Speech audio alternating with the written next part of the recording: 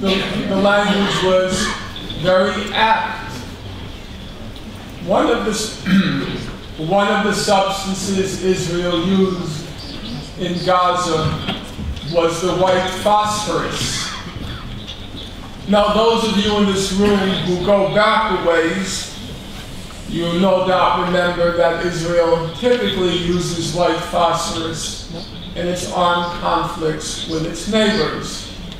So I first became involved in the Israel-Palestine conflict in 1982, when Israel invaded Lebanon in June of '82. And even back then, I have vivid recollections of Israel using the white phosphorus. But I never paid much attention to the details. It sounded something sinister, white phosphorus. But this time, I did look at the details. White phosphorus reaches a temperature of 816 degrees Celsius. 816 degrees Celsius. As Oprah Winfrey would say, try wrapping your mind around that. 816 degrees Celsius. Well, what did Israel do with the white phosphorus? Human Rights Watch put out a report after the Gaza invasion. It was entitled Rain of Fire. And Human Rights Watch said, and now I'm quoting it, Israel repeatedly exploded white phosphorus munitions in the air over populated areas, killing and injuring civilians and damaging civilian structures. Israel dropped the white phosphorus on a school. I met a older gentleman from Beit Laka. Well, Israel dropped white phosphorus on the Beit Laka school. Israel dropped the white phosphorus on a marketplace. It dropped the white phosphorus in a humanitarian aid warehouse. And it dropped the white phosphorus on 2 hospitals. It dropped the white phosphorus on Al-Quds Hospital, and it dropped the white phosphorus on Al-Wafa Hospital. According to Human Rights Watch, the hospitals were clearly marked, and there does not appear to have been fighting in that immediate area. By the end of the 22 days, 1,400 Palestinians have been killed, of whom up to as many as 1,200 were civilians. About 400 were children. On the Israeli side, 13 Israelis were killed, of whom 3 were civilians and 10 were combatants. Of the 10 Israeli combatants killed, half of them were killed by accidents by other Israelis. It was called friendly fire. So, all told, for every 100 Palestinians killed, 1 Israeli was killed. For every 400 Palestinian civilians killed, 1 Israeli civilian was killed. And now you have to use your judgment. You have to use your faculty of judgment.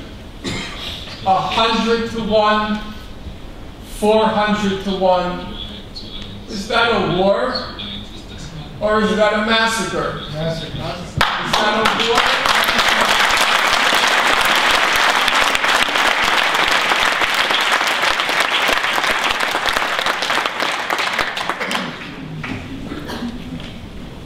Israel disputes the number of civilians who were killed. It says they were mostly combatants, or in their terminology, terrorists.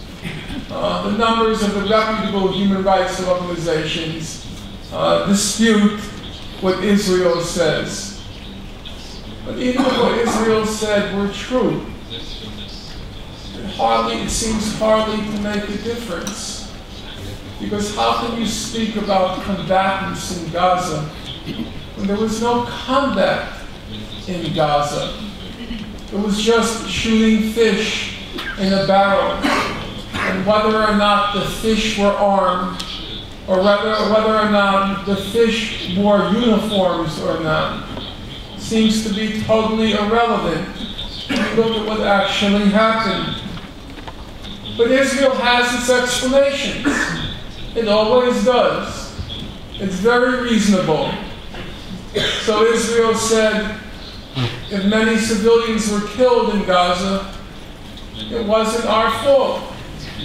Because you know those crazy Muslims, they're not just crazy, they're cowards. And so Hamas, it was hiding behind Palestinian civilians, using Palestinians as human shields.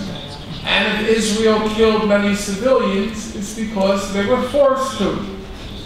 So how many of you here, using the objective German media as your resource, how many of you have heard that Hamas had practiced human shielding in Gaza? So raise your hand if you heard that.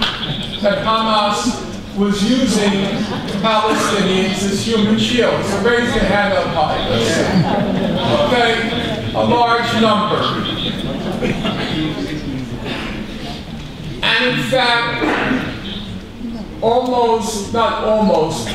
the human rights organizations after the invasion, they investigated that charge. And by now, there are as many as 300 human rights reports on what happened in Gaza. And all the organizations, they investigated the question of human shielding. And they all reached the same conclusion. Hamas did not engage in human shielding. It didn't happen. So, if I were to ask, I'll look for somebody neutral so I won't choose the first row. So if I were to ask, let's see.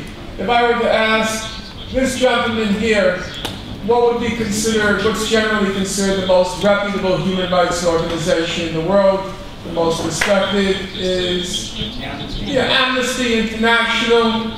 And Amnesty International, it did do an exhaustive and intensive study on the question of the human shielding. And now I'm going to quote you what Amnesty International concluded. Contrary to repeated allegations by Israeli officials of the use of human shields, Amnesty International found no evidence that Hamas or other Palestinian fighters directed the movement of civilians to shield military objectives from attacks. Amnesty International found no evidence that Hamas or other armed groups forced residents to stay in or around buildings used by fighters.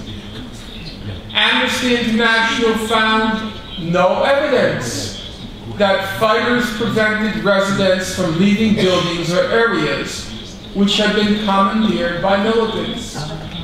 It didn't happen. But here's the interesting question. This audience is better informed than the average German. This audience is more interested in the conflict than the average German. And it's reasonable to assume that this audience is more than the average German population sympathetic to the Palestinians. And so now here's the interesting question. Speaking honestly and truthfully, how many of you here are aware that all the human rights organizations concluded that Hamas had not engaged in human shielding? How many of you knew that? Look around you.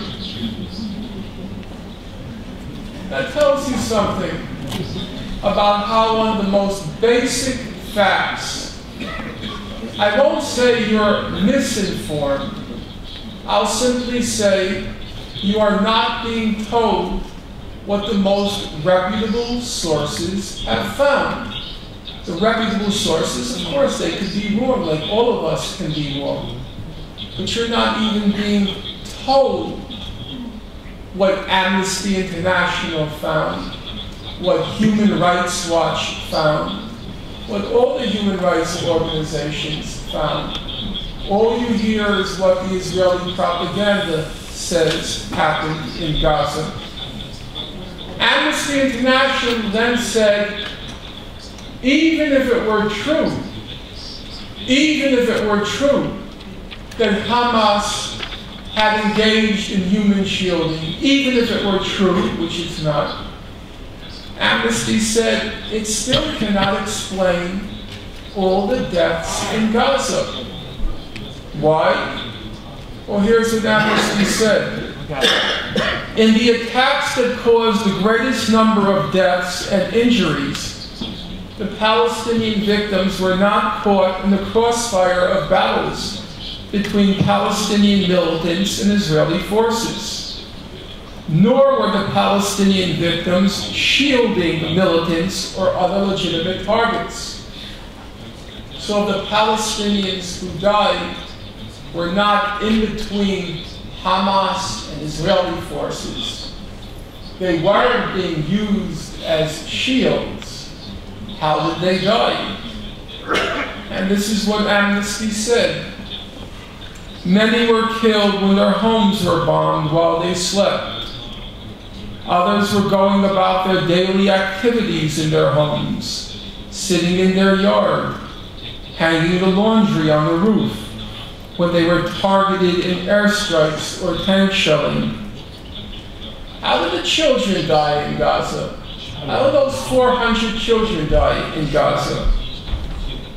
Amnesty said the children were studying or playing in their bedrooms or on the roof or outside their homes when they were struck by missiles or tank shells. All the human rights organizations, they concluded that Israel committed multiple war crimes and possibly or definitely crimes against humanity in Gaza. They also concluded that Hamas committed comparable crimes, but on an incomparably smaller scale. After all, how many crimes can ants commit against a person incinerating them with a magnifying glass? After the 22 days, Israel withdrew from Gaza. And Israel knew eventually it would have to withdraw, the only other option being to resume the occupation, which they didn't want to do. But Israel was careful that before it withdrew, that after it withdrew, it would make life even more miserable for the people of Gaza than when it invaded. Now, many of you have heard, and it's accurate, that Israel used indiscriminate fire in Gaza. It just shot everywhere indiscriminately. And that's a war crime. But it's also true that Israel was very discriminate in its assault on Gaza, because it wanted to make sure that life would be more miserable after than before the invasion. So there was only one working flour mill in Gaza, the El Badr flour mill. It was the only one that was working because the others couldn't get the spare parts. One working flour mill in Gaza. Israel targeted and destroyed the El Badr flour mill to make sure after the invasion the people of Gaza would be deprived of their most basic staple. Gaza had 29 ready-mix cement factories. Of those 29 ready-mix cement